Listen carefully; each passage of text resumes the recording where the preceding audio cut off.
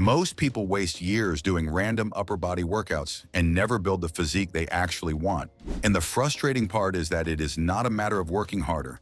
It is a matter of working smarter. Today, I am going to show you the only 4 bodyweight exercises you need to build a complete, balanced upper body. Not 10 exercises, not 20. 4.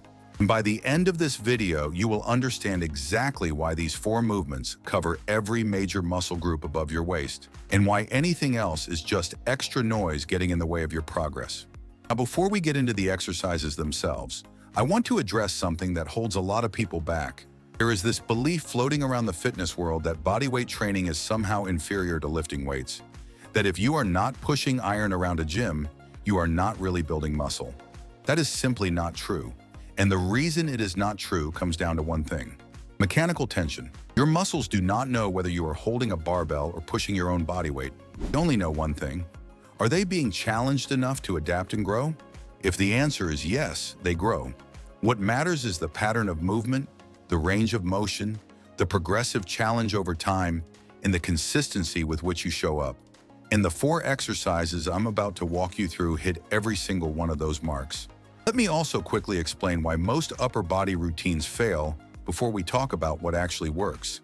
The typical upper body workout someone finds online usually has a push day, a pull day, and somewhere around 8 to 12 different exercises spread across both.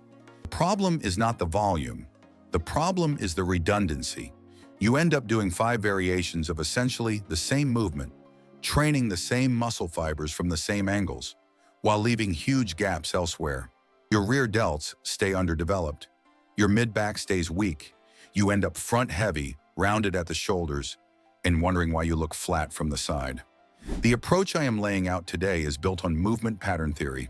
Every major movement your upper body can perform falls into one of 4 categories: a vertical pull, a horizontal pull, a vertical push, or a horizontal push. Cover all 4 of those patterns with excellence, and you have covered everything. Miss one, and you will have a weak link that shows up both visually and functionally. So let us get into the first exercise: pull-ups. If there is one single bodyweight movement that builds more upper body muscle than any other, it is the pull-up. When you hang from a bar and pull your entire body weight upward, you are recruiting your latissimus dorsi, your biceps, your rear deltoids, and your upper and mid-trapezius all at once. This is your vertical pull pattern. The lats are the primary driver here, and they are the muscles responsible for that wide V-shaped look that makes the upper body appear powerful and athletic. Every time you pull yourself up and squeeze at the top, those lats are being loaded under tension. Your biceps are working hard throughout the entire pulling motion. Your rear delts and traps are being activated at the top of each repetition to stabilize and retract your shoulder blades. And here's the thing about pull-ups that most people underestimate: the difficulty is scalable. If you cannot do a full pull-up yet, you can do a dead hang and build shoulder stability. You can do negative pull-ups where you jump to the top and slowly lower yourself. You can do band-assisted pull-ups. And once you can do a set of clean, controlled full pull-ups, you can make them harder by adding a pause at the top, slowing down the lowering phase, or eventually adding weight with a backpack. The progression never runs out. The second exercise is the inverted row. This is your horizontal pull, and it is the exercise that most people completely leave out of their training, even though it fills one of the most critical gaps in upper body development. While pull-ups pull your body upward, inverted rows pull you backward. That distinction matters more than you might think. The inverted row primarily targets your middle trapezius, your rhomboids, and your rear deltoids. These are the muscles that sit between and across your shoulder blades. These are the muscles that pull your shoulders back and keep your posture upright. And these are the muscles that most people neglect entirely, which is why so many lifters and trainees end up with that forward rounded shoulder posture that makes them look smaller and less confident, even when they are actually quite strong.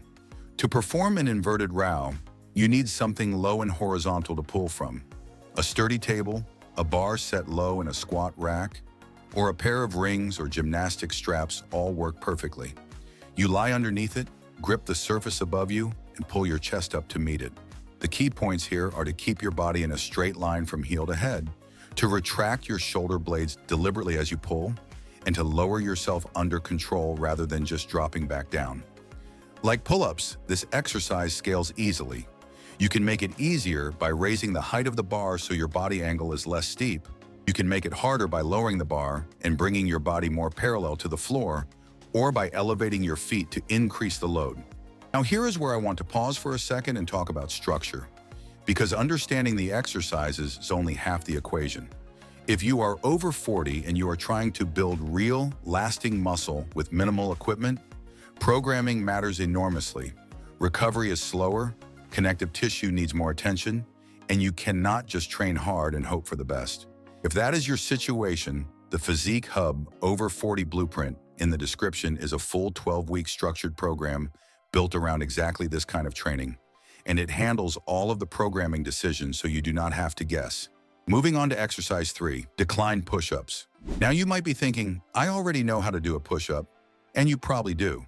But the decline variation is significantly different in both mechanics and muscle activation, and it is the one that actually builds the upper chest rather than just the mid-chest. The decline push-up involves elevating your feet on a surface behind you while your hands remain on the floor. This shifts the angle of push downward relative to your torso, which changes which part of the pectoral muscle takes the brunt of the load. Standard push-ups bias the mid-chest. Incline push-ups, where your hands are elevated, bias the lower chest, but at a reduced difficulty level. Decline push-ups, with feet elevated, bias the upper chest. And the upper chest is what gives the pec the full, defined, three-dimensional look that separates someone who trains from someone who does not. Beyond the upper chest, decline push-ups are also intensely challenging for your anterior deltoids and your triceps. These muscles work together to extend the arms and push the body away from the floor. To do them correctly, keep your hands slightly wider than shoulder width, maintain a rigid body position from heels to head, and lower your chest to the floor before pressing back up explosively but under control. If you want to make them harder, you can elevate your feet higher, slow down the lowering phase to a 3 or 4 count, or add a pause at the bottom of each repetition where the muscles are under the most stretch and therefore the most tension. Exercise 4 is dips. If the decline push-up handles your upper chest and anterior delts at a horizontal push angle, dips fill the vertical push pattern and bring the focus down to the lower chest, the long head of the tricep, and the front deltoid working through a deeper range of motion. Dips are performed on parallel bars with your arms supporting your full body weight as you lower and press. The key technique distinction that most people get wrong is the lean. When you stay perfectly upright during a dip, the movement becomes predominantly a tricep exercise. When you lean forward at the torso, the chest becomes the primary driver. For a complete chest-focused dip, you want a moderate forward lean, somewhere around 30 degrees, and you want to lower yourself until your upper arms are roughly parallel to the floor or slightly below. The deep stretch at the bottom is where a lot of the muscle-building stimulus comes from, so do not cut your range of motion short. Press yourself back up and squeeze at the top. Dips are one of those exercises that look simple, but require a solid base of shoulder health and upper body strength to perform safely. If you are newer to this movement, start with a small range of motion and gradually build toward the full dip over several weeks. You can also use a bench with your hands behind you and your feet on the floor as a regression that builds the same general movement pattern with less load. Over time, you can add difficulty by slowing the tempo, adding a pause, or loading a backpack with weight. So let us take stock of where we are. Pull-ups cover the vertical pull, inverted rows cover the horizontal pull, decline push-ups cover the horizontal push with an upper chest bias, and dips cover the vertical push with a lower chest and tricep bias. Between these 4 exercises, you are hitting your lats, biceps, rear delts, upper traps, mid-traps, rhomboids, upper pecs, lower pecs, anterior delts, and triceps. That is essentially the entire upper body covered through meaningful, compound movement patterns that build real strength and real muscle. But before I close out, there is one thing I have to mention, a bonus, because there is one gap that bodyweight training genuinely struggles to fill, and I want to be honest with you about it: the side deltoids. The lateral head of the deltoid is responsible for the width of your shoulders. It is what gives you that broad, capped shoulder look from the front. And here is the uncomfortable truth. There is no bodyweight exercise that loads the lateral deltoid with the same isolated, direct tension that a lateral raise does. The reason is mechanical. Lateral raises work by moving your arm out to the side against gravity, and for that to load the side delt maximally, the resistance needs to be coming from directly below your hand. When you are using your own body weight, gravity always pulls you down toward the floor, and none of the 4 movement patterns we covered create that specific sideways arm abduction under load. So what do? You get creative. A water bottle, a heavy book, a filled backpack, a resistance band, any of these can serve as a makeshift lateral raise weight.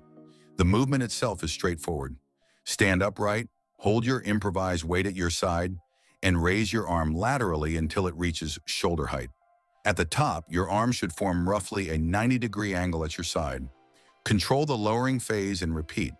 If you have 2 of whatever you are using, you can do both arms at once. If you only have one, alternate sides.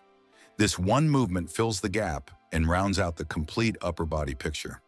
Now let me talk about how to actually put all of this together into a training approach that produces results rather than just fatigue. One of the biggest mistakes people make with bodyweight training is that they treat every session like a max effort attempt. They go until failure on every set, leave every training session completely exhausted, and then wonder why their progress stalls out after a few weeks. Building muscle is not about how destroyed you feel after a workout. It is about consistent mechanical tension applied to the right muscles over a long enough time period with enough recovery in between. A smarter approach for most people is to train these 4 exercises 2 to 3 times per week. Pick a rep range that challenges you without grinding every set to absolute failure. Aim for somewhere between 6 and 15 repetitions per set, depending on how difficult the exercise is at your current ability level. Do 3 to 5 sets of each exercise per session. Focus on quality of movement over quantity of reps. And above all else, find ways to make the exercises progressively harder over time. Because that progressive overload principle is what turns consistent training into actual muscle growth. Let me also say something about effort distribution across these 4 exercises, because it matters for balance. In most people, the pulling patterns are significantly weaker than the pushing patterns. This is because we spend most of our daily lives pushing things, carrying things in front of us, and reaching forward. The muscles of the back, the ones involved in pulling, are chronically underused and underdeveloped by comparison. This is why posture problems are so common. It is why shoulder pain is so common. And it is why the first adjustment I recommend to almost everyone is to match or slightly exceed your pull volume relative to your push volume. That means if you are doing 4 sets of decline push-ups and 4 sets of dips, you should be doing at least 4 sets each of pull-ups and inverted rows. Ideally, lean slightly toward doing more pulling than pushing until your back catches up and your shoulder health improves. Once you achieve that balance, you will notice improvements not just in how you look, but in how your shoulders feel and how efficiently you move. There is also the question of warm-up, because cold muscles performing demanding compound movements is a recipe for unnecessary strain. Before any of these 4 exercises, spend 5 to 8 minutes moving the joints involved through their full range of motion without load. Arm circles, shoulder rotations, band pull-aparts if you have a band, body weight rows at an easy angle, and some easy shoulder flexion and extension. This does not need to be elaborate, it just needs to be intentional. Getting blood into the muscles, lubricating the joints, and waking up the motor patterns before you load them is one of the simplest things you can do to train longer and more consistently over time. Something else worth addressing is the role of rest periods. When you are training for muscle building, the research generally supports rest periods of somewhere between 60 seconds and 3 minutes between sets. Shorter rest periods keep your heart rate up and give the session more of a conditioning effect, but compromise strength output on subsequent sets. Longer rest periods allow for fuller recovery and typically produce better performance set to set.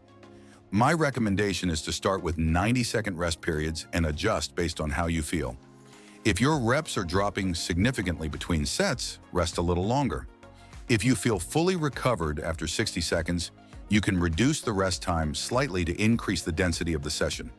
The goal is to maintain quality across all of your sets, not just the first one. Let me also quickly address the people watching this who feel like they are past the point of meaningful muscle building. Maybe you are in your 40s, 50s, or beyond. Maybe you have had an injury in the past.